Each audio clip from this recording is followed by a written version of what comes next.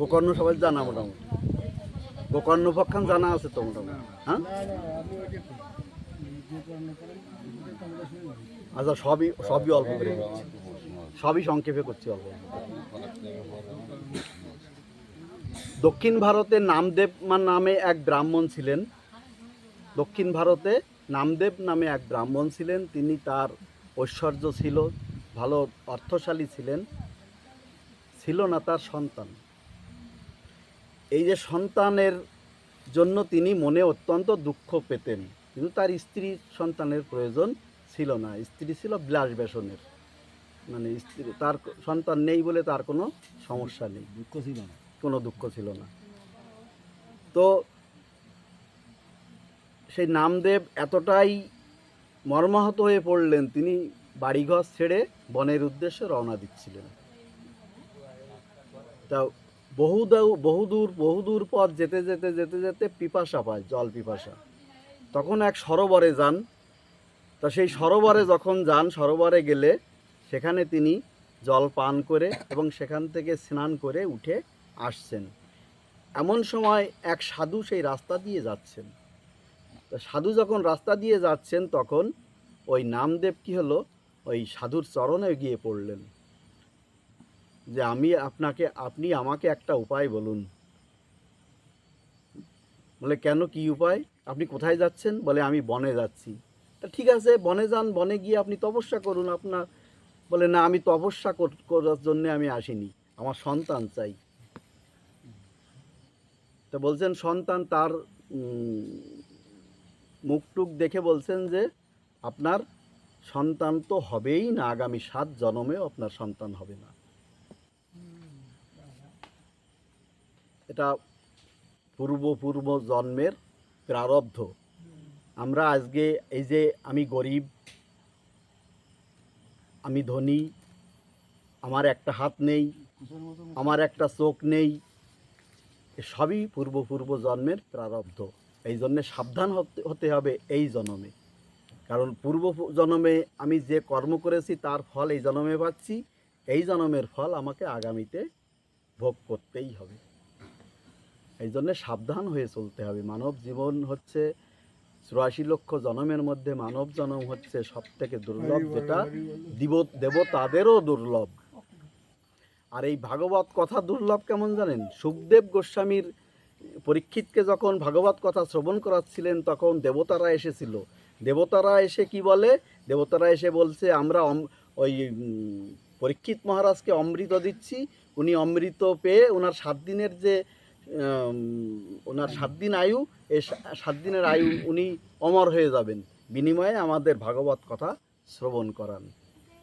তখন সুখদেব গোস্বামী কী করলেন? ওই দেবতাদের ওখান থেকে তাড়িয়ে দিলেন।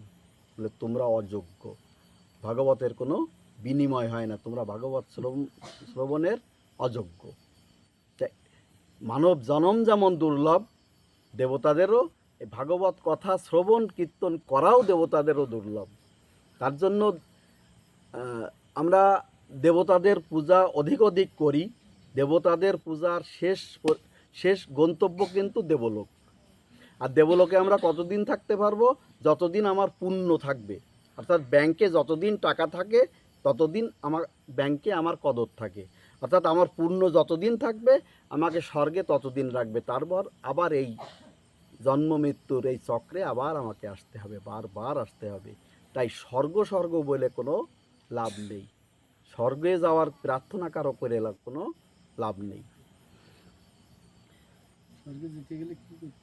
পুণ্য অর্জন করলেই হবে। পুণ্যের ফলে স্বর্গ, আর পাপের ফলে নরক। আর ভগবানের সেবা করলে যে বাড়ি থেকে আমরা এসেছি সেই বাড়িতে ফিরে যেতে পারবো।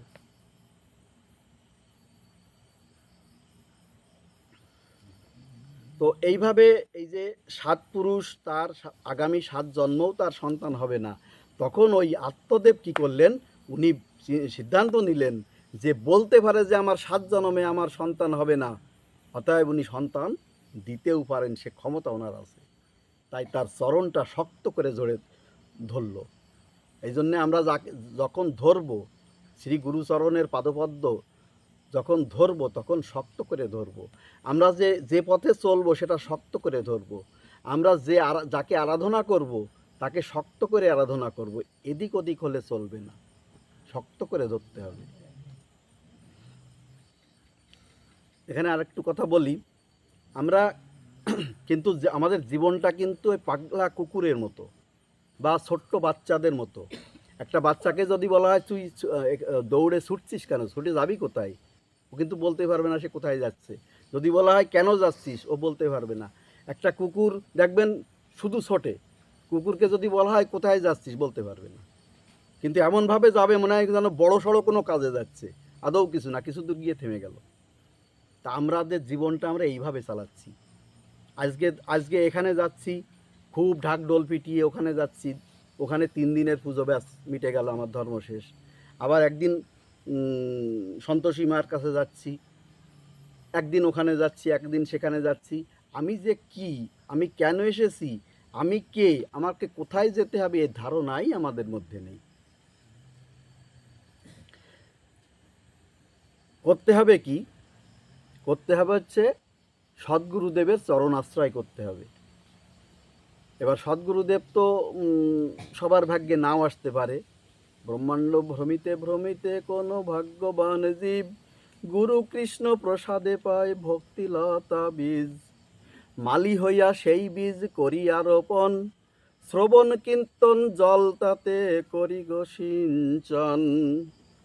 অর্থাৎ ব্রহ্মাণ্ড ভ্রমণ করতে করতে, অর্থাৎ সাধু সঙ্গ করতে করতে, হরি নাম করতে করতে, ভগবত কথা শ্রবণ করতে করতে করতে করতে একসময় হয়তো আমি সদ্গুরুদেবের আশ্রয় পাব।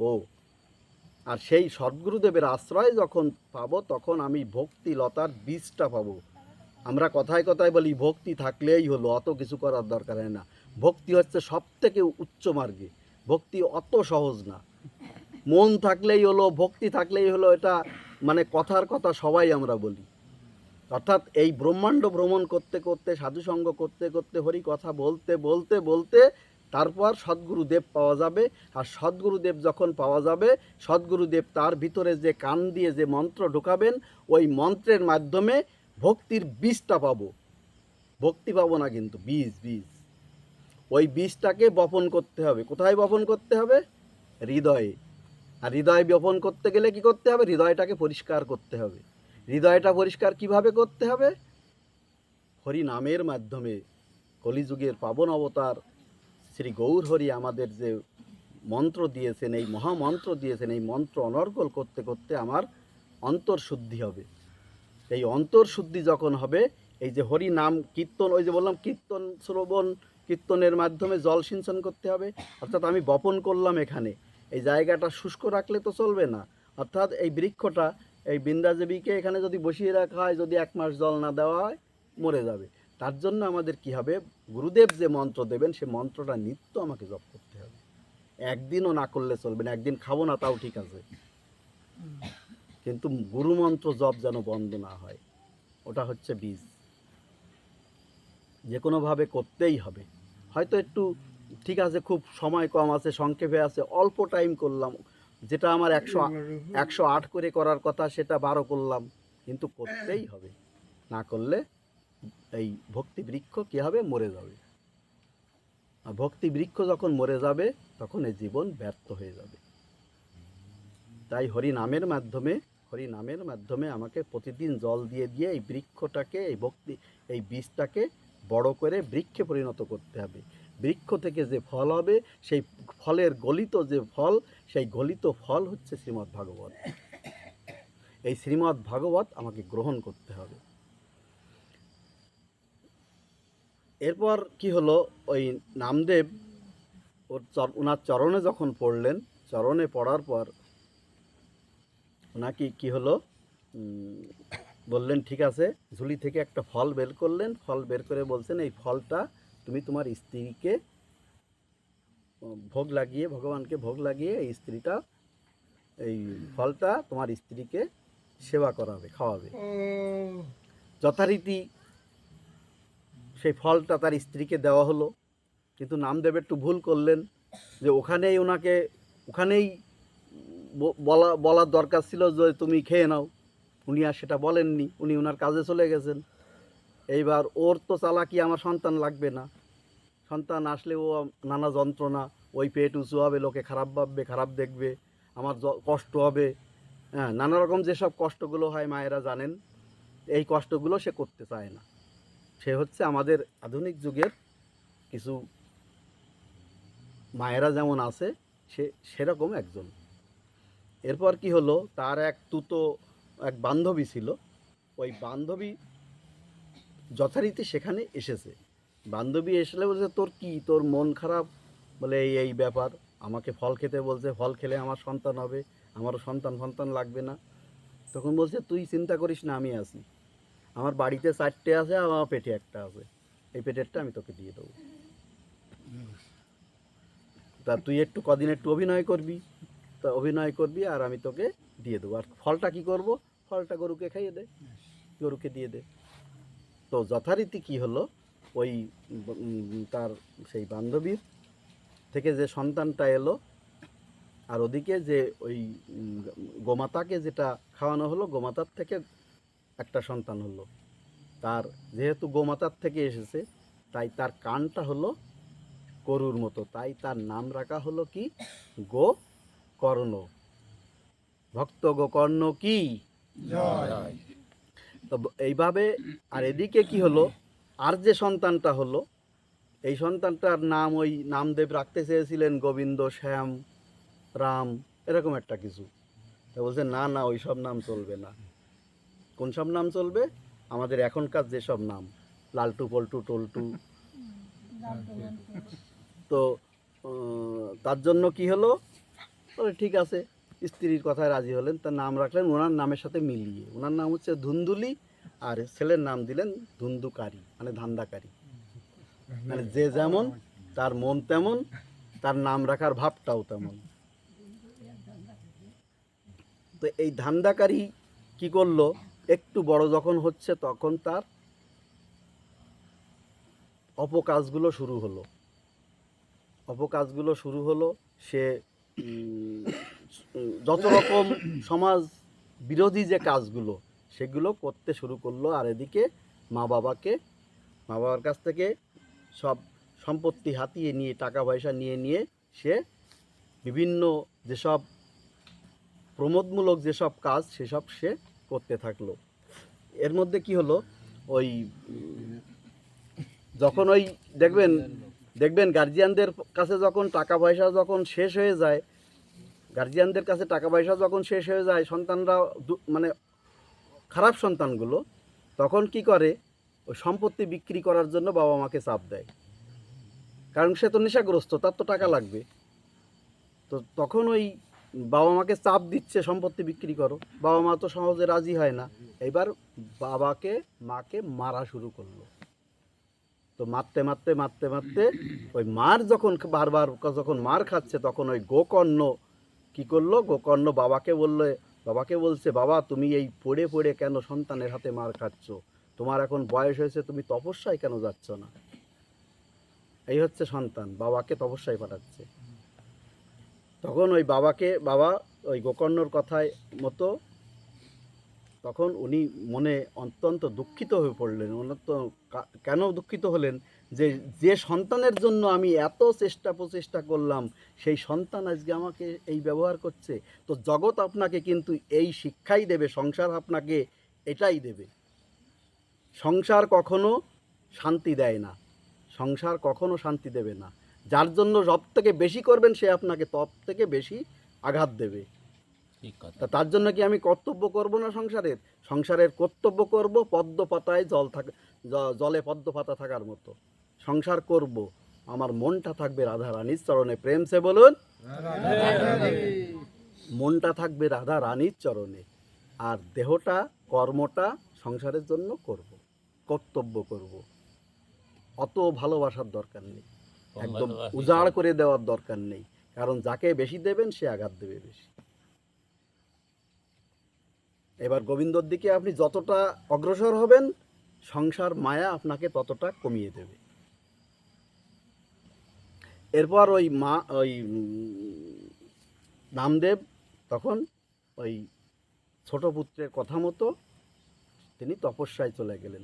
তিনি যখন তপস্যায় গেলেন, গোকর্ণও তপস্যায় চলে গেল। বাড়ি থাকলো কে? শুধু মা। এই মাকে এইবার একচেটিয়া অত্যাচার শুরু করলো। আর ওদিকে মারতে মারতে মারতে মারতে একদিন ওই যে জ্বলন্ত যে কাঠ, সেই কাঠ দিয়ে মাকে যখন মারা শুরু করলো, তখন মা পালিয়ে পালিয়ে যেতে যেতে যেতে যেতে এক গর্তের মধ্যে পড়ে, সেখানে পড়ে তিনি মারা গেলেন। থাকলো কে? শুধুমাত্র সেই ধান্দাকারী, সেই ধুন্ধুকারী থাকলো। এইবার কি করলো? ও তো এমনিতেই খারাপ ছিল, যত রকম অসৎ কাজ সব করতো। এইবার কি হলো? 4টে পতিতাকে ঘরে এনে রেখে দিল, 4টে বেশ্যাকে। এবার ঘরে এনে রেখে ধন সম্পত্তি যা ছিল সব বিক্রি করতে করতে শেষ হয়ে গেল। এইবার শুরু করলো চুরি ডাকাতি। এবার চুরি ডাকাতি করতে করতে করতে করতে করে, আর ওই সম্পদ এনে গচ্ছিত রাখে। তো এই যে 4 পতিতা, এই 4 পতিতা একদিন মিটিং করলো। মিটিং কি? যে এ তো প্রতিদিন নিয়ে আসে, আর নিয়ে আসে এ কবে ধরা পড়ে গণদোলাই খেয়ে এ যাবে মরে, তখন আমাদের কি হবে? তখন ওই তাই সেই সঞ্চয় করতে করতে ওরা সিদ্ধান্ত নিল, যেদিন খুব ধনীর বাড়ি ডাকাতি করবে সেই দিন আমরা ওকে 4 জনে মিলে ওকে মেরে দেবো। যথারীতি ওকে তাই করলো। ওকে বালিশ চাপা দিয়ে 4 জনে মিলে মেরে দিল। তা মেরে দেওয়ার পর ও কি হলো? অপমৃত্যু হলো। একে তো পাপী, তারপরে অপমৃত্যু হলো। ও ভূত হয়ে গেল, ভূত প্রেতজনি প্রাপ্ত হলো। তখন বিভিন্ন রূপে বিভিন্নভাবে সেই বাড়িতে এসে অত্যাচার শুরু করলো। কখনো ডাল ভাঙ্গে, কখনো বিভিন্ন রূপ ধরে আসে। তখন ওই গোকর্ণ কী করলো? তাদের সেই আদ্য শ্রাদ্ধ, সপিণ্ডকরণ শ্রাদ্ধ, সমস্ত শ্রাদ্ধাদি করে। আচ্ছা, শ্রাদ্ধ তো জানা আছে। শ্রাদ্ধ কটা হয়? শ্রাদ্ধ আমরা কটা করি? হ্যাঁ, শ্রাদ্ধ করা হয় আমাদের 16টা। 12 মাসে 12টা, ষান্মাসিক 2টো, আদ্য শ্রাদ্ধ, সপিণ্ডকরণ শ্রাদ্ধ। কিন্তু আমরা মনে করি 2টো, মানে প্রথম 11 দিনে করলাম আর 1 বছর বাদে করলাম। ওই 1 বছর বাদে যেটা করা হয় ওটা 15টা শ্রাদ্ধ হয়। আগে কিন্তু মাসে মাসে হতো, সেটা এখন আর হয় না। হ্যাঁ, ত্রিমাসিক ছিল, ষান্মাসিক ছিল। যাই হোক, এগুলো গোকর্ণ করলো। করার পরে দেখে যে কাজ হলো না। কাজ হলো না কারণ এত অত্যন্ত পাপী যারা, তাদের তাই কাজ হয় না, শ্রাদ্ধেও কাজ হয় না। আর অপমৃত্যুতে তো শ্রাদ্ধ না করলেও করা না করা সমান। এরপর ওই গোকর্ণ কী করলো? গয়ায় গিয়ে পিণ্ড দান করে এলো। তো গয়ায় যে যখন পিণ্ড দান করে এলো, তখন এইবার তার অত্যাচারটা কমেছে। শুধু ওই কান্নাকাটি করে, ভাই আমাকে বাঁচা, ভাই আমাকে বাঁচা। এই যে যখন এই কান্নাকাটি করে, তখন ওই গোকর্ণ এবার আবার গোকর্ণ যেখানে তপস্যায় ছিল সেখানে গিয়ে সে তপস্যায় গেল। তপস্যায় গিয়ে সেখানে গিয়ে তাদের কাছে পরামর্শ নিল, সেই ঋষিদের কাছে, যে আমি এই করেছি আমার দাদার জন্য, আর আমি কি করতে পারি? তখন তারা পরামর্শ দিলেন, তুমি ভাগবত সপ্তাহের আয়োজন করো। কতটা বোঝা গেল? ভাগবত সপ্তাহ মানে 7 দিন ব্যাপী যে সপ্তাহ ভাগবত চালু হয়। ভাগবত মূলত 7 দিনই করতে হয়। পরীক্ষিত মহারাজকে 7 দিনই শ্রবণ করিয়েছিলেন। তো তখন ওই গোকর্ণ নিজেই ব্যাসপীঠে বসে সে 7 দিনের ভাগবত কথা আয়োজন করলো, এবং 7টা গিট যুক্ত একটা বাঁশ সেখানে প্রতিস্থাপন করা হলো। আর ওই ধুন্ধুকারীকে ওর মধ্যে মন্ত্রের মাধ্যমে তাকে প্রতিস্থাপন করা হলো। এবার প্রতিদিন পাঠ শেষ হয় আর একটা করে গিট ফেটে যায়। এই করতে করতে 7 দিনে 7টা গিট ফেটে গেল। বৈকুণ্ঠ থেকে রথ এলো। ওই যে ধুন্ধুকারী, ওই রথে চড়ে বৈকুণ্ঠ প্রাপ্ত হয়ে গেল। এই হচ্ছে ভাগবতের মহিমা। মানে যদি শ্রাদ্ধে কাজ না হয়, যদি গয়ায় পিণ্ডদানে কাজ না হয়, তখন একমাত্র পথ হচ্ছে ভাগবত কথামৃত। এতে উদ্ধার হবেই হবে। যেখানেই থাক তার থেকে ঊর্ধ্বগতি সে